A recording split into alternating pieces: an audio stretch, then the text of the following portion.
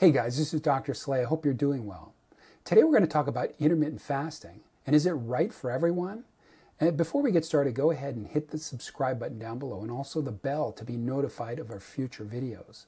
Also, let me know about your experiences with intermittent fasting, and let's open up a conversation. So I love intermittent fasting, and it's great. I've used it a lot myself and a lot with patients, but it's not good for everybody. The true definition of intermittent fasting is taking the same amount of calories that you would normally eat and eating in a smaller window, meaning you're not eating all day. So you may go with, and it's just arbitrary random numbers, you may go with 16 hours of not eating and 8 hours where you are able to eat.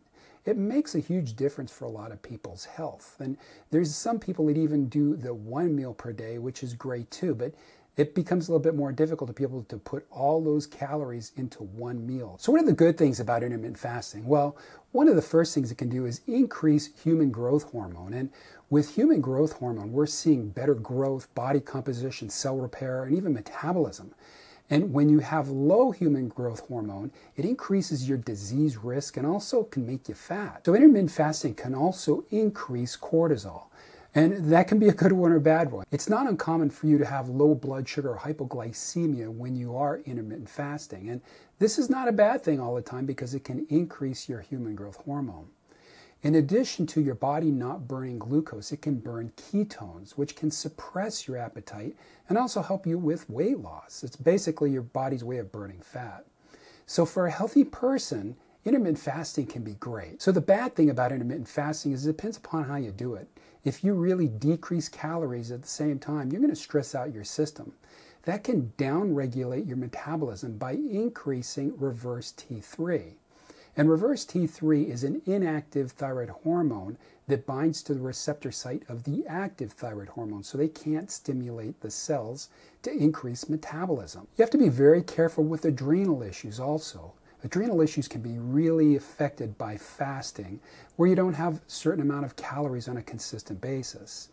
That, along with thyroid conditions, gut issues, and even autoimmunity can become a big problem when you're fasting and even restricting calories. I'm sure you also remember what it's like to eat a Thanksgiving meal. You kind of feel really tired afterwards, and it's not just because of the tryptophan. It's because it takes a lot of energy to digest that amount of food. So when you are intermittent fasting, you have to remember you may be tired.